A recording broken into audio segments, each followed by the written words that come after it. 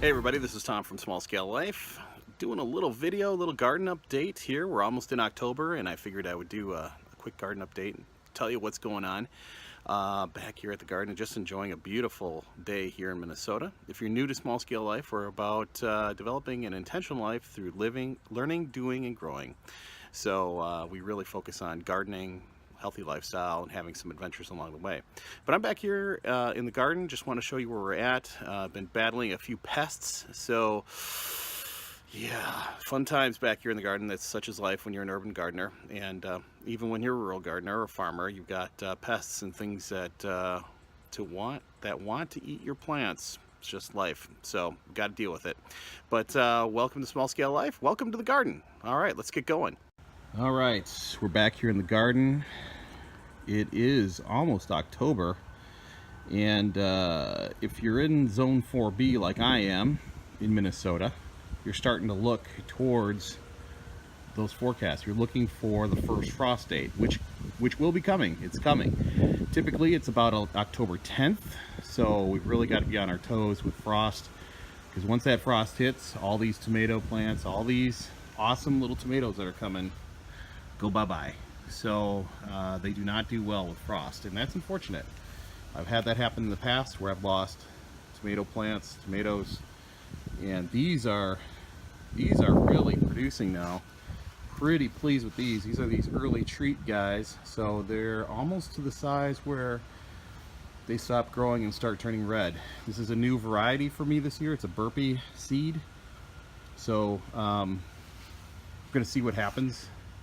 But these really popped here. I thought they were about done, but I've got tomatoes all over.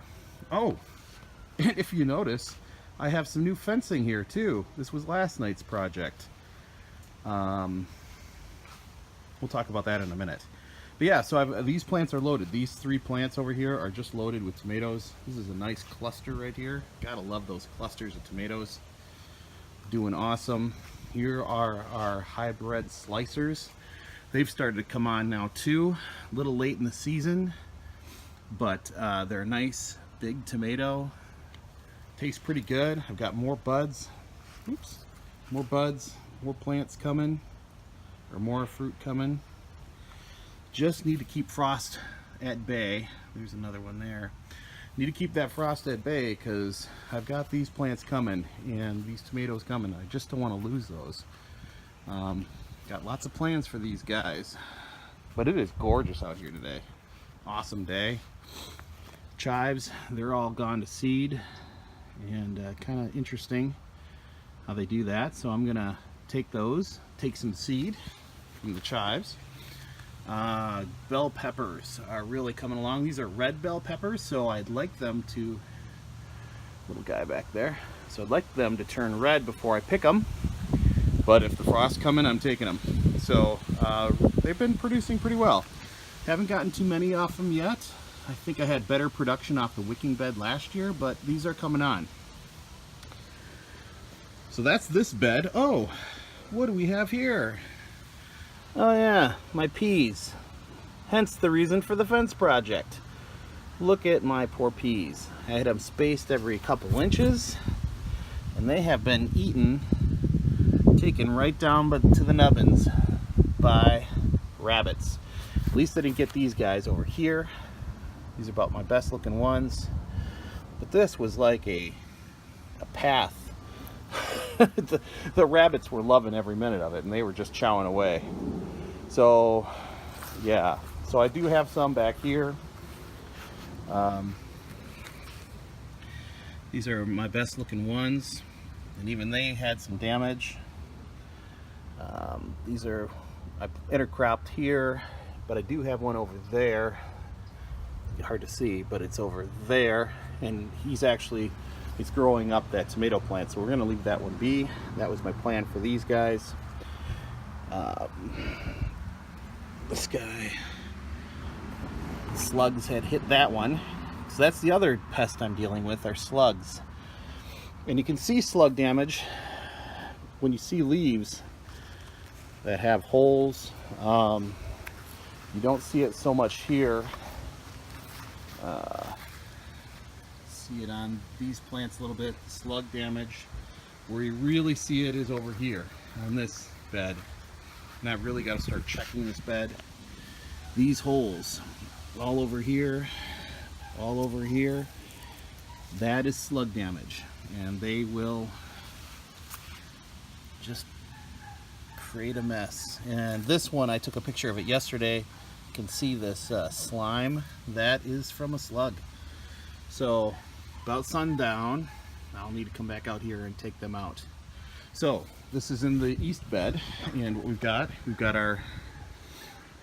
our 4 basil plants, and they really bushed up after I harvested some of the basil.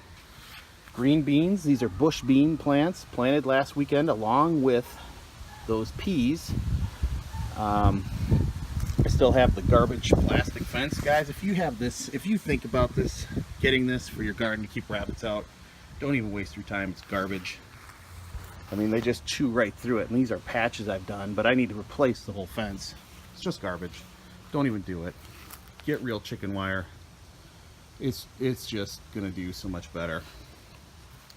So compost tomatoes, they're coming along. They're approaching 2.5 feet. Got buds. Hopefully we have some production out of these, just to see what kind of tomatoes I get. It's awfully late though. The compost melon plants, I did get 1 melon. Totally unexpected. So we'll just see what they do. I'm not expecting anything out of those. And then I've got other pepper plants. You can really see that slug damage. And even there on that pepper, you can see that hole in the pepper. Right up there, that's slug damage. So even sometimes when you win, you lose. And I do need to replace this fence as well. I can see, like on this pepper plant, you see that one leaf is gone. That is indicating that someone has been hitting this garden. So yeah, oh, here's some more melons. Got another melon coming here. And everything just needs water, so I'll be watering that. Let's get rain here in the next day or so too. Cherry tomatoes, looking good. Doing some nice clusters of tomatoes. I've taken some already. But things have gone nicely. This is my untrellised cherry tomato, just to show you what happens when you don't trellis it. They just get unruly. And I've really pruned it this year, but you can just see it just goes all over. As opposed to this guy who is taller than the trellis, and I've lowered it a couple times just so we can continue to trellis it. So I've got another hybrid slicer under here, and it was covered up unfortunately for part of the season. It's got a tomato on it. Again, you can see the slug damage, the holes on that tomato. So that's why you want to do combat with the slugs. More cherries here, and they're coming along. Again, everything was harvested off, so we're still seeing some production, which is great. All right, so the bottom line is we're still growing. We're still here. Oh, yes. I still have some experiments going on back here. These peas are booking, and these were started the same time as the other ones. And you can see what happens when animals don't eat them. They grow really well.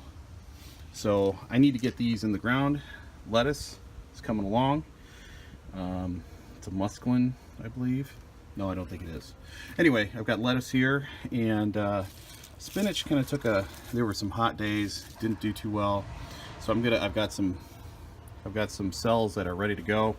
I'm gonna replant some plants. And first order, ooh, hornet. I've got peas that are pre-soaking, they're ready to go. So I'll plant these. Some chives that fell off. Oh, and then here's the evil slugs that I harvested last night. Probably about a dozen of them in there. So I killed those, but yeah, we're gonna go to battle against slugs. But these plants I've been setting aside for the wicking bed project. I really need to build that and get on it. So that is next up. So here we go. But thanks for tuning into Small Scale Life. Feel free to subscribe to this video. I've got the Small Scale Life podcast and the blog at smallscalelife.com.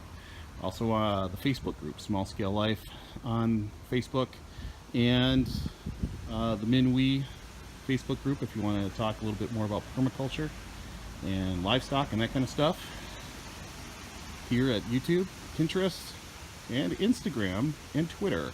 I'm very active on Instagram, so you can see a lot of pictures, a lot of different things there. So thanks for tuning in to Small Scale Life. We'll catch you next time. Remember, learn, do, and grow. This is Tom from Small Scale Life. See you next time.